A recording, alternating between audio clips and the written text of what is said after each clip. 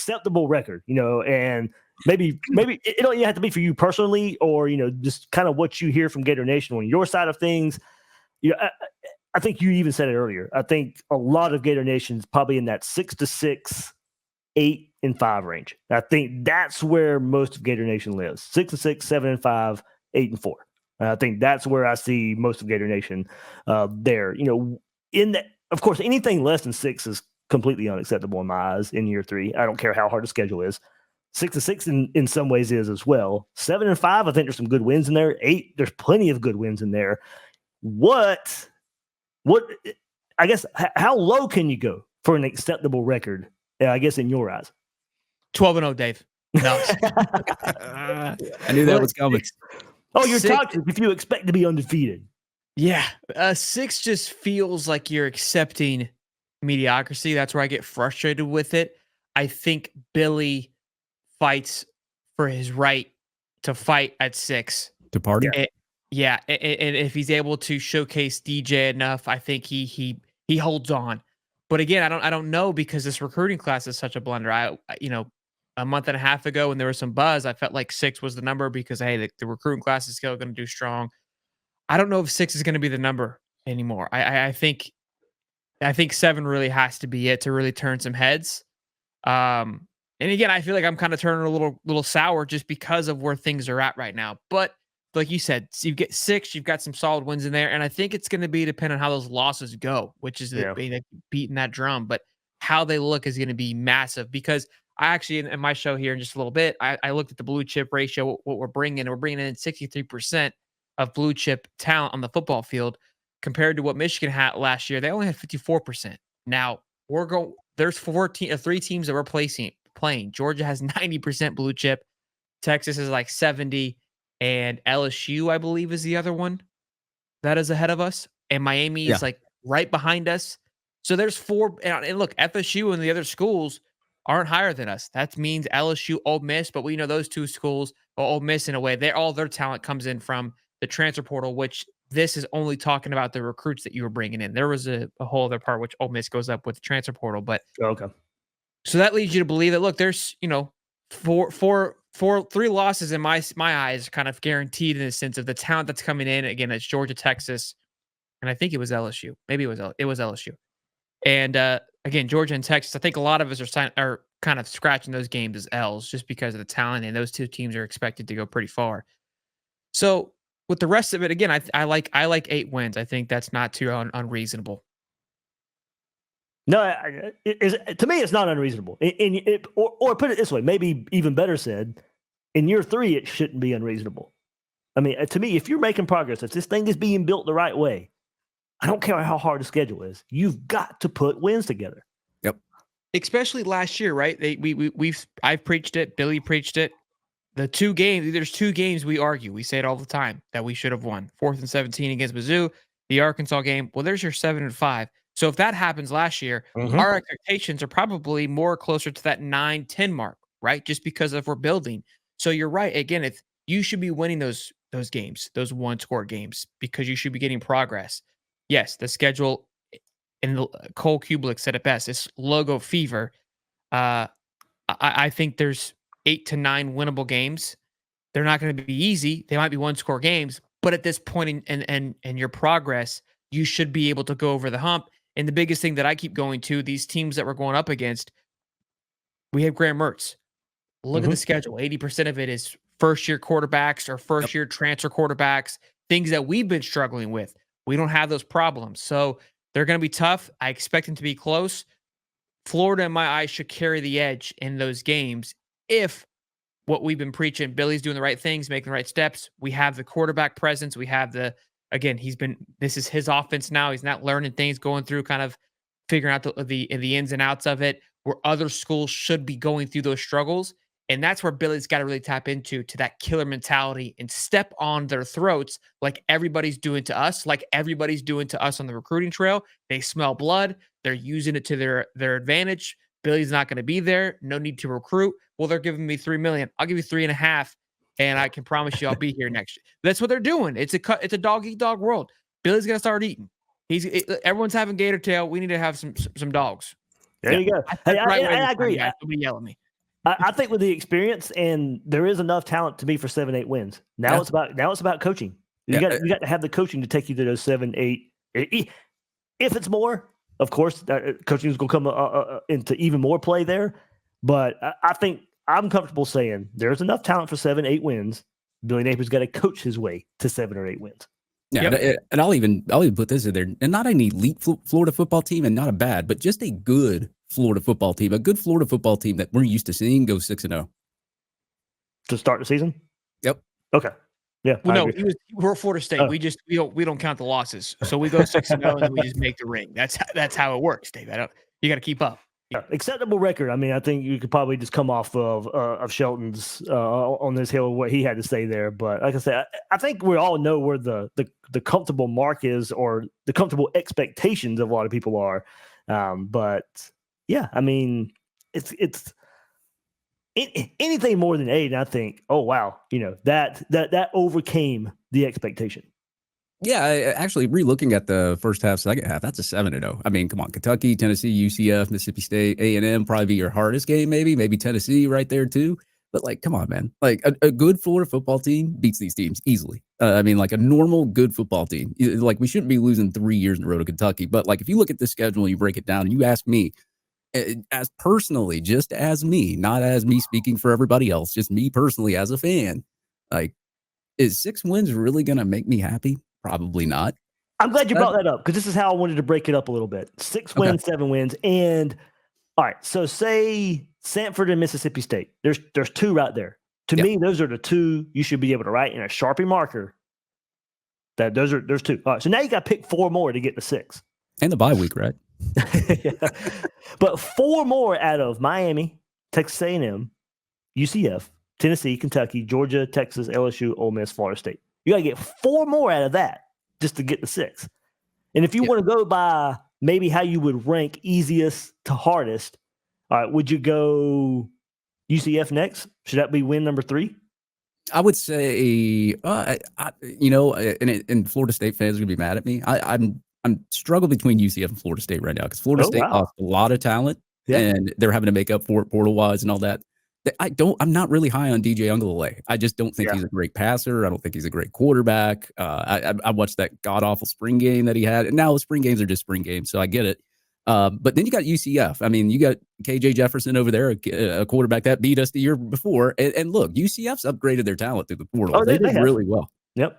And I think just me overall, and it's not me trolling, it's not me making fun. I just think UCF's going to be harder than Florida State this year. Like, and now, unless Florida State just is some anomaly team and they recruited really the portal gets that they got in the portal are just phenomenal. It's the quarterback situation really with Florida State that really just, I don't know. Maybe he takes the next step. Maybe DJU is a completely different quarterback from what he's been the past. I don't know. It seems like forever since he's been in college football. I just can't see it right now. Maybe we get down to later on into the year. I would say probably Florida State. Then I'd probably go UCF in my opinion. Okay, so there's your 4 wins: Samford, Miami, Mississippi State, UCF, Florida State. So there's your 4. Kentucky, we've got to beat them. Okay, I know they got Vandegrift now, but still got to beat Kentucky. Right, Kentucky's 5. Tennessee at Neyland Stadium. They beat us last time we were at Neyland. It's Tennessee. We usually beat Tennessee. We should beat Tennessee. So Tennessee's your 6th? They've gotten better, though. But I would put the Miami win before the Tennessee win. Okay. So Miami would be, if Florida gets to 7, Miami would be your 7th win. Yeah. Okay. So if it falls out that way, that means Florida losing to Georgia, Texas, LSU, Ole Miss. Yeah. I mean, and Texas A&M. If Florida wins 7, that would have to be the only team left. Yeah. If they win 7, if they win 8, I would put A&M as the 8. Yeah.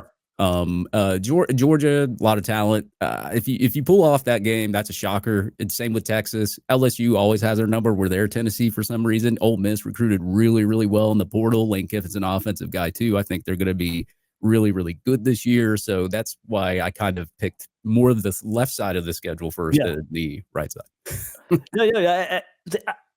For me, and then we'll go closer to the season of like final predictions or whatever.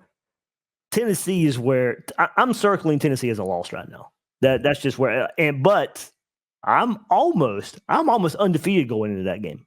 I think right as I'm sitting here in early July, I have Florida undefeated going to Tennessee and losing that game. Yeah, I mean, it's understandable. The Nico thing, like I know we discussed it in Gators Breakdown. You're really high on him. I am too. I think he's a good quarterback, but how does he acclimate to college from high school? I mean, we watched the bowl game. I mean, he only threw for like 150 in the bowl game, and Tennessee pulled it off, and he led them to that victory. So you have to give him credit for that.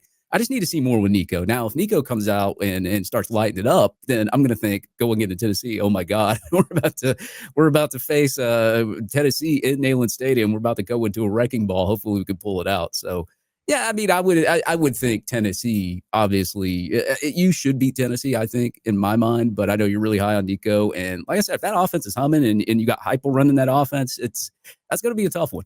Yeah, I just think it's a tough place to go where Florida is. And look, rarely does the schedule go like you think it will. I mean, honestly, 7-5. All right, good luck picking the 7 and good luck picking the 5. I mean, sometimes it really is that difficult. I think things, when I look at the schedule, things I want to see, to me, of course, you have to beat UCF. Yep. You just cannot lose that game. If this thing is headed in the right direction, you can't lose to UCF. You can't lose to Kentucky 3 years in a row for Billy Napier if this thing is headed in the right direction. And for progress, I think Florida has to split LSU and Ole Miss. I think you have to get one of those games at home. You know, for me, now, who knows how the rest of like I said, this thing rarely goes out like you think. But as I'm sitting here in July, things I want to see, I want to see you win versus UCF. I want to see you win versus Kentucky. And I think you have to split LSU and Ole Miss. I think you got to beat Miami right out of the gate, too. I mean, like if you lose to Miami the first game of the season and you do a Utah, then fans, they're not going to be happy. And there's going to be, if you thought it was bad right now, wait till if you lose game 1 in the swamp against Miami. Now the fans, now they're mad. Now they're angry. I was going to say that one for last. That you have to. And I know I put Kentucky as the most pivotal game. I think that was, to me, that's going to be, if the season's going to be a disaster, because that, to me, that's what that game has meant. But I do think you have to beat Miami for any chance of a successful season. I think you have to beat Miami. Yeah, if you come out of the gate beating Miami, and they've already gotten a lot of preseason love already, especially Cam Ward being a Heisman candidate. I mean, you come out beat Miami, the confidence in Gainesville obviously is at a high. Then you're going to go into Sanford. You're going to beat them. I got them penciled down as a win. You know, you don't want to roll into Sanford with a loss because nobody's going to be excited if you beat Sanford at this point. They're going to be waiting for you to play A&M, Mississippi State, UCF, Tennessee. They're going to want you to play some of these guys, some of the harder teams to see, really gauge where you're at. And plus, like I said, you've got so many people returning. Second-year quarterback in Florida's system who's had 5 or 6, it seems like 6 years at quarterback.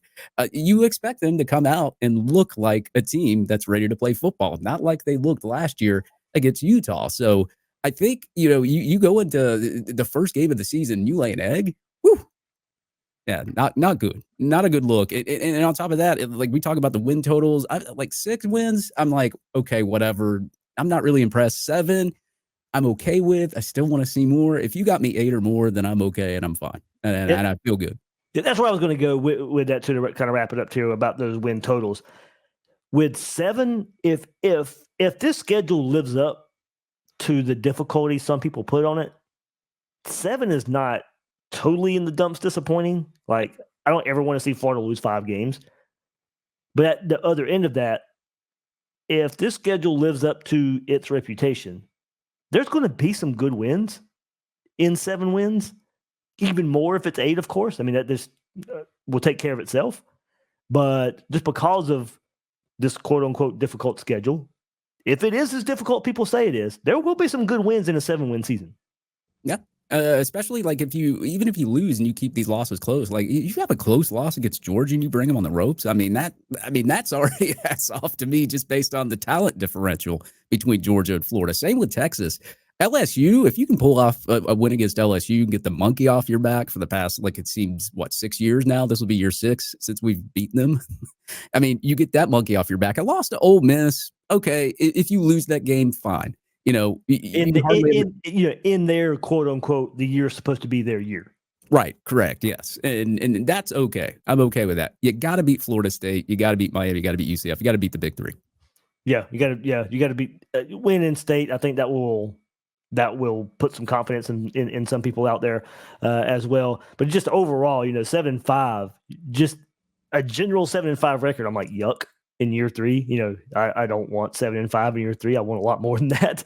But I don't want to say grading on a curve but I think we realize where this program has been the last couple of years, and that would show some signs of progress. But put it this way: if it's 7-5, while I will admit there will be some good wins in there, I'm still going to have a ton of questions about the future.